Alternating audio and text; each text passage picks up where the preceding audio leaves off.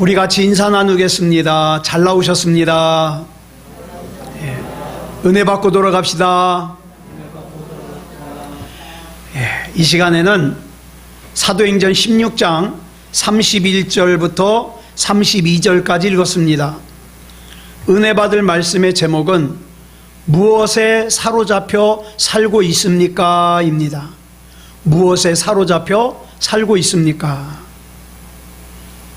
오늘 말씀을 질문으로 시작을 하려고 합니다. 여러분은 지금 무엇에 사로잡혀서 살고 계십니까? 어쩌면 이 질문에 이렇게 대답하실지 몰라요. 아니요, 나는 아무 것에도 사로잡혀 있지 않습니다. 그런데 그렇지 않아요. 우리는 지금 분명히 무엇인가에 사로잡혀서 살고 있습니다. 어떤 사람은 이기심에 사로잡혀서 자존심이 너무 강해요.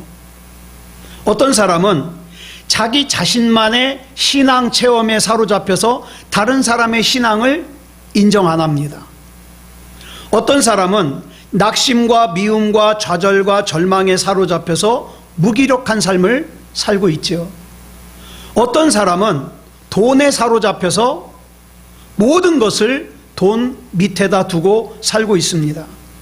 예를 들어서 창세기 25장을 보면 야곱과 에서라고 하는 형제가 나오는데, 이 야곱과 에서를 보면 각각 다른 것에 사로잡혀 있어요. 에서는요, 지금 당장의 육체적인 배고픔을 해결하는 데 사로잡혀 있어요.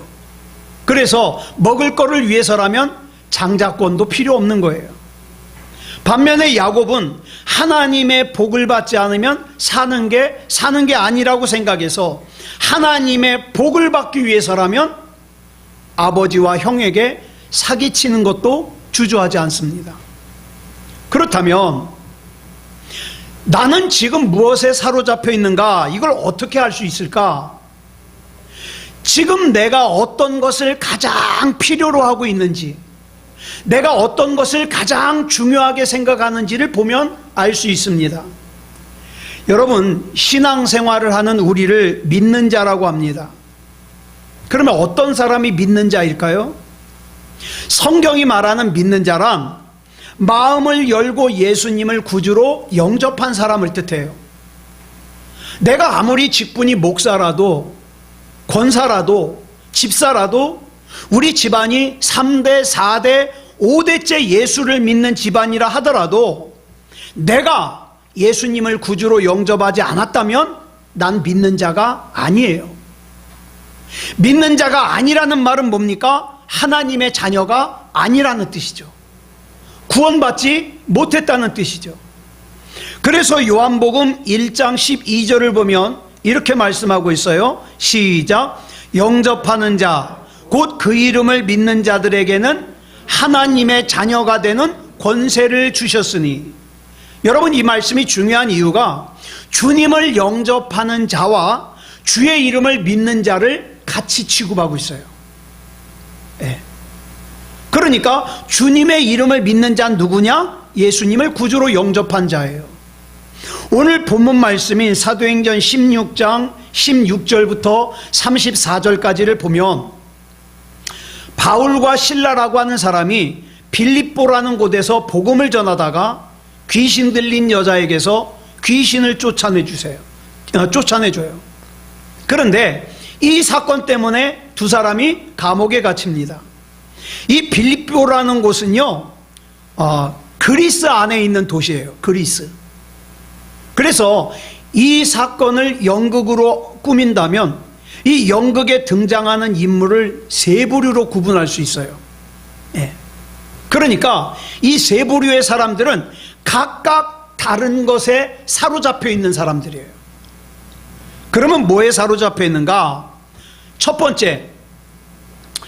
번째는 뭐에 사로잡혀 있는가? 귀신에 사로잡혀서 살고 있는 사람들이 나와요. 귀신에. 오늘 본문의 배경을 먼저 말씀을 드리자면 바울과 실라가 지금의 유럽으로 전도 여행을 갔습니다.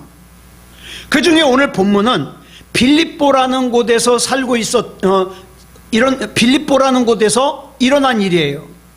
바울과 실라가 기도하러 가다가 귀신 들려 점치는 여자가 자꾸 따라오면서 내가 너를 안다, 너희들은 하나님의 일꾼이다 막 이렇게 떠들고 오니까 너무 피곤한 거예요. 그래서 바울과 실라가 이 여자에게서 귀신을 쫓아냈어요. 자, 그런데 보세요. 이 여자는 정말 귀신같이 점을 치는 사람이에요. 그럴 수밖에 없는 게 귀신의 지배를 받으니까 귀신같이 점을 쳐요. 자, 본문 16절 보겠습니다. 시작. 우리가 기도하는 곳에 가다가 점치는 귀신 들린 여종 하나를 만나니 점으로 그 주인들에게 큰 이익을 주는 자라. 이 점치는 여자를 보니까 바울과 실라를 처음 보는데도 이 두 사람이 어떤 사람들인지 뭐하러 이곳에 왔는지 귀신같이 알아요. 그래서 자꾸 뒤쫓아오면서 막 얘기를 하는 거예요. 이 여자가 이것을 귀신같이 알 수밖에 없는 이유가 귀신 들렸으니까. 우리가 소위 점쟁이라고 부르는 사람들 중에는요, 가짜가 많아요. 그런데 그 중에 극소수지만 귀신의 지배를 받아서 귀신같이 점치는 점쟁이가 있긴 있어요. 오늘 본문에 나오는 여자가 바로 귀신같이 점치는 점쟁이에요. 자, 그러면 여러분들에게 묻겠습니다. 이 여자가 귀신같이 점을 치니까, 귀신같이 점을 치는 신통한 능력이 있으니까 이 여자가 부럽죠? 부럽습니까? 아유, 우리나라에도 이런 여자 있으면 한번 가서 점치고 싶지 않아요? 근데 여러분 기억하세요. 신명기 18장을 보면 점을 치는 사람은 하나님께서 쫓아내신다 그랬어요. 무서운 일이에요. 그러면 나도 이 여자처럼 살고 싶은 마음이 있습니까? 앞날이 궁금해가지고 점을 쳐보고 싶은 사람은 있을지 몰라요. 왜? 내가 10년 뒤에 어떻게 살고 있을지 모르니까. 그런 마음이 있을지 모르지만 이 여자처럼 살고 싶다는 마음은 없을 거예요. 왜냐하면 이 여자에게는 치명적인 결함이 있는데, 그 치명적인 결함이 뭐냐? 이 여자에게는 자유가 없어요. 자유가. 영적으로는 귀신에게 붙들려 있고 육체적으로는 사람에게 붙들려 있어요. 그래서 이 여자는 귀신이 주는 신통한 능력으로 점을 치지만 자유가 없어요. 자유가. 영적으로나 육체적으로나. 그래서 불행한 여자예요. 우리가 사는 이 세상에는 이 여자같이 귀신에 사로잡혀서 자유를 잃어버리고 사는 사람들이 너무 많아요. 손 없는 날 찾느라고 이사도 자기 마음대로 못 가요. 사주팔자 궁합 보느라고 결혼도 자기가 좋아하는 사람하고 마음대로 못 해요. 풍수지리 보느라고 집도 마음대로 못 짓고 무덤도 마음대로 못 써요. 사랑스럽고 귀한 자식을 낳아서는 자식의 이름 하나 마음대로 못 져요. 네. 게다가 점을 보고 점쟁이 말에 붙들려가지고 자유롭지 못해요. 귀신에 사로잡혀 사는 인생이죠. 마태복음 17장을 보면 예수님께서 베드로와 요한과 야고보 이 세 제자를 데리고 변화산이라는 곳에 올라가요. 이 변화산은 오늘날 헬몬산이에요. 이 변화산 위로 기도하러 올라가셨는데 나머지 제자가 몇 명이에요? 12명 중에 3명을 빼면 9명이죠. 9명의 제자가 산 밑에서 예수님을 기다리고 있는데 간질에 걸린 아들을 둔 한 아버지가 아들을 고쳐달라고 데리고 와요. 같은 사건을 기록하고 있는 마가복음 9장을 보면 이 아이의 간질을 뭐라고 설명하고 있느냐? 벙어리 귀신 들린, 이렇게 설명하고 있어요. 그리고 이 아이는 어떤 증세를 보이느냐? 불을 보면 불로 뛰어들고 물을 보면 물로 뛰어들었다 그래요. 발작하는 게 아니라 이건 무슨 뜻이냐면, 한마디로 말해서 이 아이가 이 몸이 너무 고통스러우니까 자살하려고 그러는 거예요. 자살하려고. 그래서 물을 보기만 하면 물로 뛰어들어서 자살하려고 그러고, 불을 보기만 하면 불로 뛰어들어서 자살하려고 그래요. 왜 그럴까요? 마가복음 9장 18절을 보면 그 원인을 설명하고 있어요. 줄친 것만 시작. 귀신이 어디서든지 그를 잡으면, 귀신에게 붙잡혀서 그렇다 이 말이에요. 귀신에게 붙잡히니까 어떡합니까? 자꾸 죽고 싶은 거예요. 저와 여러분도 살다 보면 이런저런 문제로 살고 싶지 않을 때가 있습니다. 그죠? 살고 싶지 않을 때가 있어요.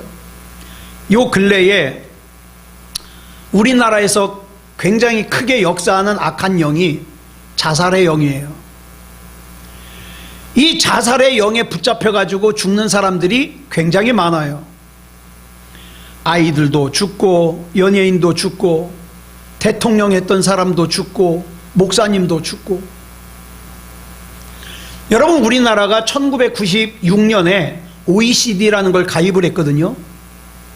지금 현재 이 OECD 가입국이 38개 나라예요. 그런데 이 38개 나라 중에서 자살률 1위가 우리나라예요.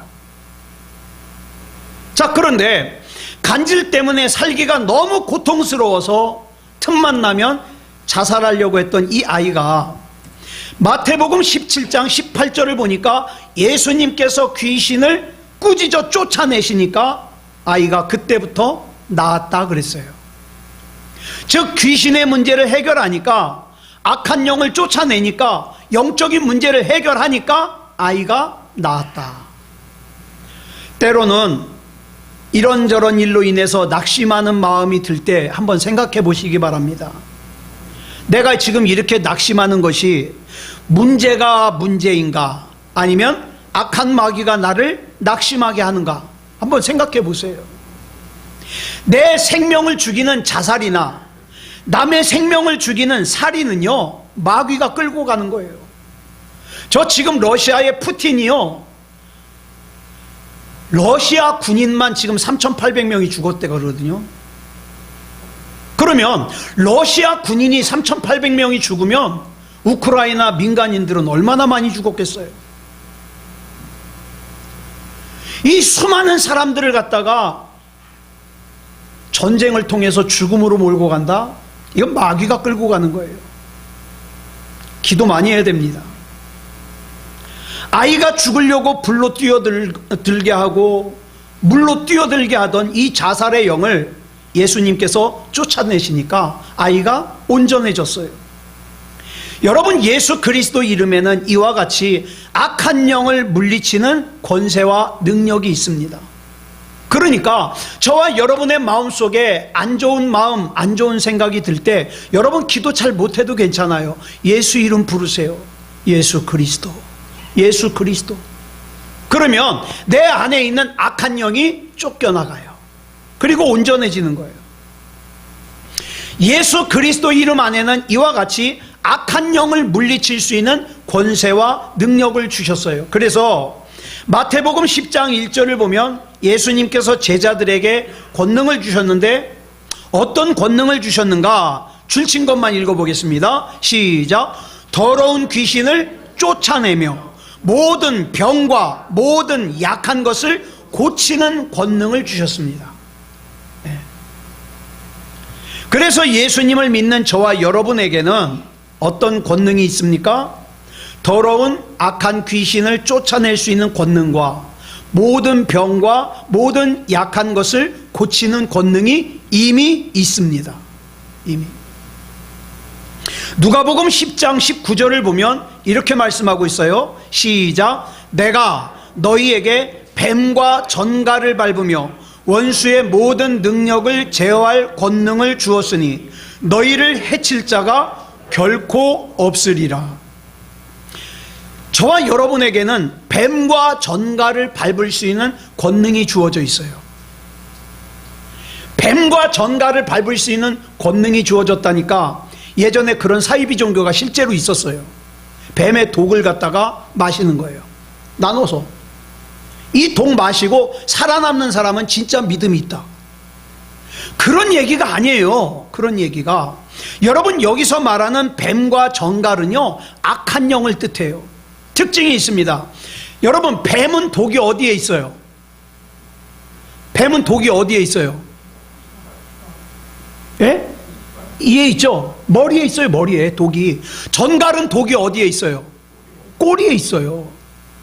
그러니까 여기서 말하는 뱀과 전갈이라는 건 뭐냐면, 우리가 살아가는 동안에 우리를 무너뜨리려고 독을 품은 것들, 어떤 사람의 독을 품은 생각, 어떤 사람의 독을 품은 계획, 어떤 사람의 독을 품은 말, 어떤 사람의 독을 품은 행동이, 그게 바로 뭐예요? 뱀과 정갈이에요. 나를 무너뜨리려고 하는. 그걸 갖다가 예수 그리스도 이름으로 밟아 이길 수 있는 권능을 주님께서 이미 저와 여러분에게 주셨다. 그러므로 야고보서 4장 7절 말씀이 굉장히 중요해요. 이 말씀을 보면 이 권능을 사용해서 마귀를 대적하라 명령하셔요. 마귀를 대적하라. 왜? 우리가 마귀를 대적하면 마귀가 우리를 피할 것이다. 피할 것이다. 그러니까 여러분, 둘 중에 하나 결정하세요. 마귀를 대적하지 않으면 평생 마귀에게 쫓겨다닙니다. 불안하게 삽니다. 초조하게 삽니다. 낙심좌절 충만하게 삽니다. 그런데 하나님의 말씀대로 마귀를 예수 그리스도 이름으로 대적하면 마귀가 저와 여러분을 피합니다. 마태복음 9장을 보면 예수님께서 귀신 들린 사람을 만나는 장면이 나와요. 이 귀신 들린 사람은 귀신이 들렸을 뿐만 아니라 말을 못해요. 말을. 그런데 여러분, 대부분의 사람들의 특징이요, 듣지를 못하는 사람이 말을 못해요. 왜냐하면 들어야 말을 따라서 하는데 안 들리니까. 예수님이 이 듣지도 못하고 말도 못하는 사람을 만나자 이 사람의 듣지 못하는 귀를 듣게 하기 위해서, 말하지 못하는 입을 말하게 하기 위해서 귀와 입을 갖다가 붙들고 기도하지 않으셨어요. 예수님께서 하신 일은 오직 하나, 이 사람을 지배하고 있는 더러운 귀신을 쫓아내는 일이었어요. 여러분, 우리가 인생을 살아가다가 문제가 없는 사람은 한 사람도 없어요. 정말 문제가 너무 힘들어, 문제가 너무 고달파. 그래서 모든 사람들이 다 문제를 안고 살아가고 있어요. 그런데 여러분, 중요한 게 있어요. 이 문제만을 해결하려고 하면 문제가 해결이 되지 않습니다. 잠깐 그 문제가 해결되는 것 같다가 비슷한 문제가 또 생겨요. 중요한 것은 그 문제의 원인을 해결해야 돼요. 그러므로 우리는 인생의 문제의 근본적인 원인이 뭔가를 알아야 돼요. 뭘로? 하나님이 주시는 지혜로. 예수님께서는 이 사람이 듣지 못하는 것도 말하지 못하는 것도 원인이 영적인 데 있다는 걸 아셨어요. 그래서 예수님께서는 이 사람의 듣지 못하는 귀를 검사하지 않으시고 말하지 못하는 입을 검사하지 않으시고 오직 이 사람의 근본적인 원인이 영적인 문제라는 걸 아시고 영적인 문제를 해결했더니 듣지 못하는 귀가 열렸고 말하지 못하는 입이 열렸습니다. 그러므로 근본적인 문제를 해결하는 것이 중요하죠. 누가복음 13장을 보면 예수님께서 18년 동안 허리가 꼬부라져서 허리를 펴지 못하는 한 여인을 회당에서 만나십니다. 그런데 11절을 보니까 이 여인이 허리를 구부리고 펴질 못하는데, 이렇게 허리를 구부리고 펴지 못하는 원인을 뭐라고 설명했느냐? 귀신 들려라고 설명했어요. 귀신 들려. 이 여인은 악한 귀신에게 붙잡혀서 허리를 조금도 펴지 못하는 인생을 살고 있었다는 거죠. 그런데 예수님께서는 이 여인을 만나셨을 때 허리에 무슨 문제가 있는가 허리를 검사하지 않으셨어요. 그냥 12절에 보니까 뭐라 그랬습니까? 줄친 것만 시작. 여자여, 내가 내 병에서 놓였다. 이렇게만 말씀하셨어요. 여기서 중요한 말씀이 뭡니까? 놓였다라는 말씀이에요. 놓였다는 건 뭐예요? 그 전까지 뭔가에 붙잡혀 있었다는 거예요. 뭔가에 내가 붙잡혀 있으니까 답답해요. 뭔가에 내가 붙잡혀 있으니까 불안해요. 뭔가에 내가 붙잡혀 있으니까 신경질이 나요. 뭔가에 붙잡혀 있어요. 18년 동안 이 여인을 붙잡고 괴롭혔던 악한 영을 예수님께서 물리치시고 노임을 받게 하신 거예요. 자, 그러면 우리 자신을 한번 점검해 보자고요. 이 순간 여러분들을 붙잡고 여러분들을 장악하고 여러분들을 억누르는 문제가 뭡니까? 회당에서 18년 동안 이 여인을 붙잡고 억누르고 있던 악한 영을 물리쳐 주신 예수님께서 지금 이곳에 저와 여러분과 함께 계십니다. 함께. 그 예수님께서 저와 여러분을 자유하게 하기를 원하셔요. 혹시 돈 문제 때문에 짓눌려 있습니까? 예수님께서 만져주시면 돈 때문에 짓눌린 문제로부터 노임받을 수 있습니다. 고통스러운 질병으로 억눌려 있습니까? 예수님께서 만져주시면 고통스러운 질병에 짓눌린 문제가 해결됩니다. 혹시 답답한 인간관계의 문제에 억눌려 있습니까? 이 시간 예수님께서 만져주시면 답답한 인간관계의 문제로부터 노임받을 수 있어요. 그러니까 첫 번째로 귀신에 사로잡혀서 사는 인생으로부터 자유함을 받아야 됩니다. 그 다음 두 번째 부류가 어떤 사람이냐? 돈의 신인 맘몬신에게 사로잡혀서 사는 사람들이에요.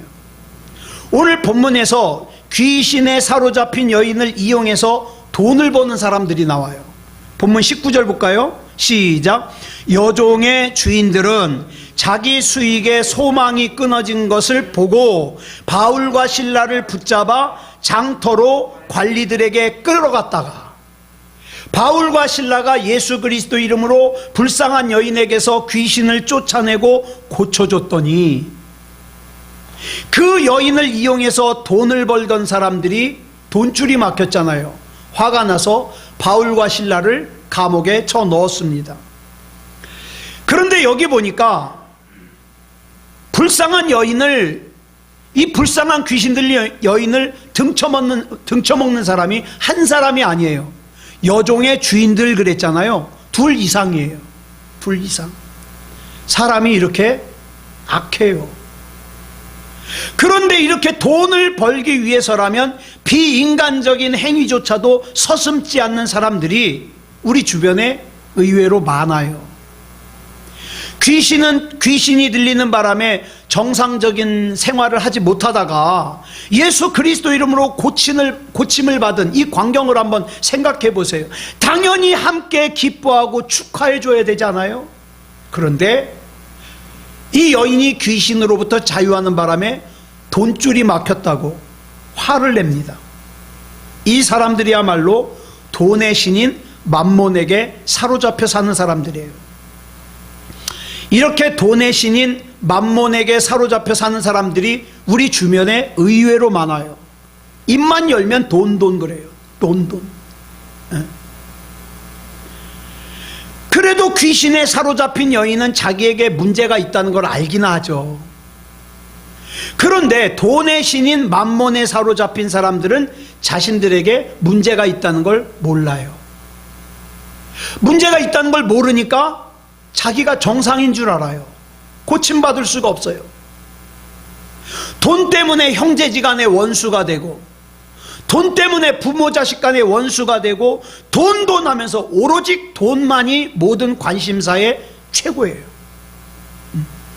삶의 기준이에요. 돈으로 사람을 등급을 매겨요. 돈 많은 사람 1등급, 그 다음 2등급.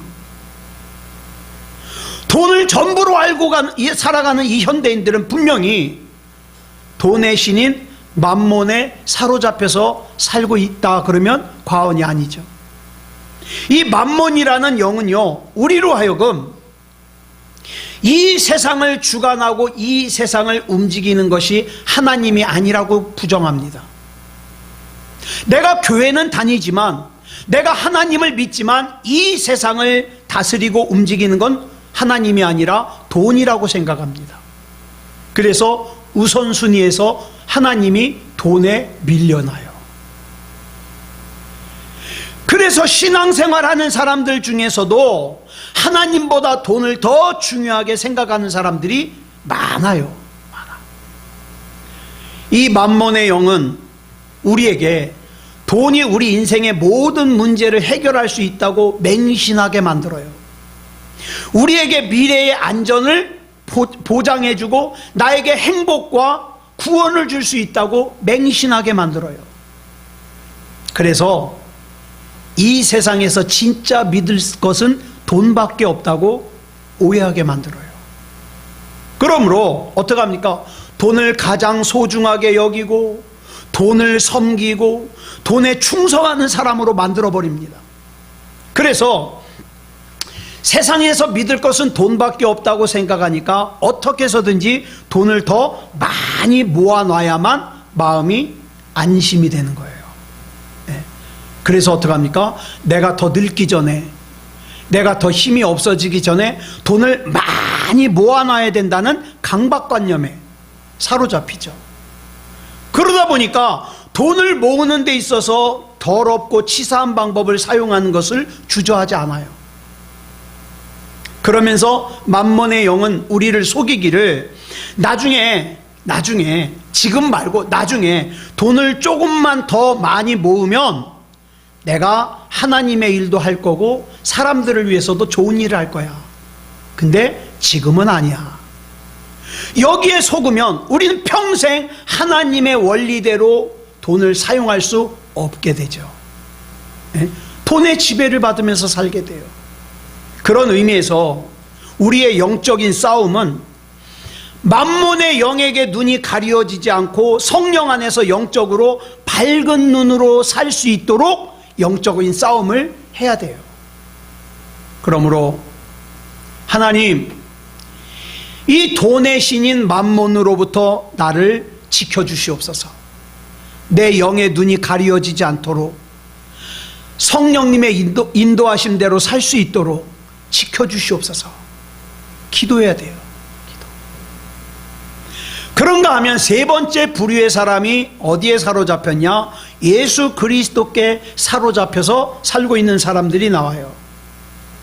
특히 바울은 다메섹으로 가던 길에 눈에서 비늘 같은 것이 떨어진 뒤로 완전히 다른 사람이 되죠. 그런데 세상적인 관점으로 보면 변한 바울이요, 참 어리석어 보여요. 아, 그 좋은 학벌 가지고, 그 좋은 가문을 가지고 왜 저렇게 살아? 답답해 보이죠. 바울은 복음을 전하느라고 장가도 가지 않았어요. 그러다 보니까 가정을 꾸리지를 못했어요. 한 곳에서 정착하고 살지를 못해요. 그러니까 정상적인 생활을 못하죠. 어떤 때는 빌립보 같은 데서는요, 괜히 귀신 쫓아내주고도 어떻게 억울하게 감옥에 갇혔어요. 루스드라 같은 곳에서는 억울하게 복음을 전하다가 돌에 맞아서 기절했는데 사람들이 죽은 줄 알고 성 밖에 내다 버렸어요. 어떤 때는 배를 타고 가다가 풍랑을 만나서 배가 파손을 해서 고생을 많이 했어요. 어떤 때는 유대인들이 죽이려고 몰려들어가지고 창문으로 바구니를 타고 도망을 갔어요. 그런데 중요한 것은 그 바울의 상황과 처지와 형편이 어떠하든지 항상 이 바울에게는 예수님께서 함께 계셨어요. 회당에서 18년 동안 허리를 조금도 펴지 못하던 이 여인을 고쳐주신 주님께서 바울과 함께 계셨어요. 가다라 언덕에서 귀신을 쫓아내신 주님께서 바울과 함께 계셨어요. 그 주님께서 이 시간에는 저와 여러분을 통치하시고 저와 여러분의 인생의 길목을 가로막고 있는 악한 장애물을 다 제거해 주시기를 원하십니다. 어떤 사람에게?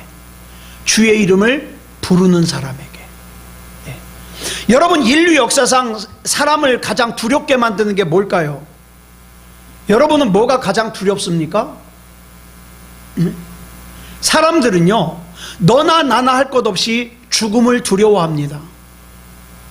더더군다나 장례식을 갔다 오면요, 그 죽음이 더 두려워요. 시신이 스텐으로 되어 있는 받침대 위에 누워있어 몸이 차디차게 식어 있는 그 시신, 나도 얼마 있지 않으면 저 상태가 될 텐데.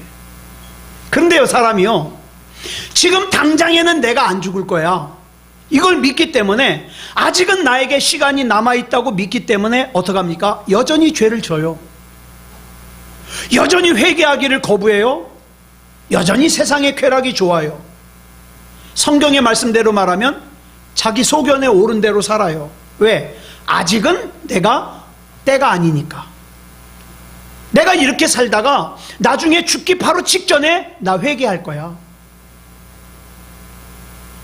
그러나 제가 확실한 예언을 하나 하죠. 저와 여러분은 반드시 죽습니다. 그리고 또 하나, 의외로 그 시간은 생각보다 빨리 옵니다. 그러면 여러분, 우리는 이 죽음을 알아야 되잖아요. 이 죽음이 왜 두려워요? 죽음이 두려운 이유는 죽음 너머에 뭐가 있는지를 모르니까 두려운 거예요. 안 그래요? 여러분, 우리가 캄캄한 곳에 가면 왜 겁이 나요? 그거 안 보이니까, 뭐가 있는지를 모르니까 겁이 나는 거예요. 그런데 그 죽음 너머에 뭐가 있는지를 알면은 겁이 안 나죠. 그 겁날 이유가 없죠. 그런데요, 예수님께서 요한복음 14장 6절에서 예수님 자신을 이렇게 소개하셔요. 시작. 예수께서 이르시되 내가 곧 길이요 진리요 생명이니 나로 말미암지 않고는 아버지께로 올 자가 없느니라. 여기서 예수님이 자신을 진리라고 소개하십니다. 예수님이 진리이신 것이 왜 중요하냐? 요한복음 8장 32절 때문에 그래요. 요한복음 8장 32절에 뭐라 그랬냐면, 진리를 알지니 진리가 너희를 자유롭게 하리라 그랬습니다. 진리가 우리를 자유롭게 해요. 즉 예수님께서는 우리를 죽음이라고 하는 두려움으로부터 자유롭게 하실 수 있다, 이 말이에요. 이걸 갖다가 알기 쉽게 설명해 놓은 말씀이 히브리서 2장 14절로 15절이에요. 이 말씀을 보면 뭐라고 시작을 하고 있습니까? 시작. 자녀들은 혈과 육에 속하였음에 그도 또한 같은 모양으로 혈과 육을 함께 지니심은. 예수님이 혈과 육을 지니셨어요. 즉 예수님이 사람의 몸을 입고 이 땅에 오셨어요. 그러면서 그 뒤에 예수님이 사람의 몸을 입고 이 땅에 오신 이유를 설명을 합니다. 시작. 죽음을 통하여 죽음의 세력을 잡은 자 곧 마귀를 멸하시며.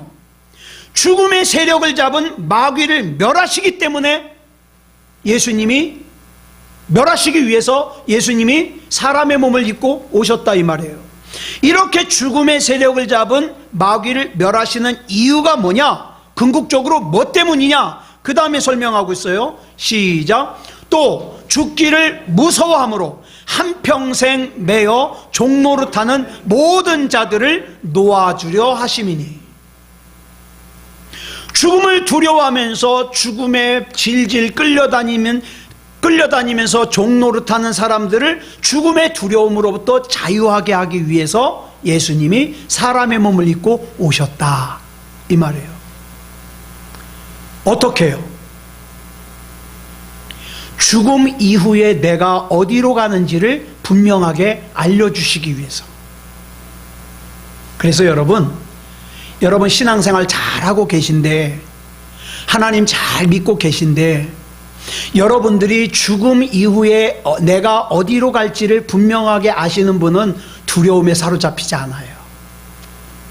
예?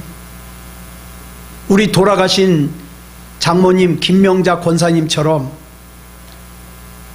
호흡이 멈추기 직전까지 주여 주여 부르다가 부르심 받아요. 왜? 내가 갈 곳을 아니까. 주님 계신 그곳에 나도 있어야 되겠다고 고백하면서 가는 거예요. 네.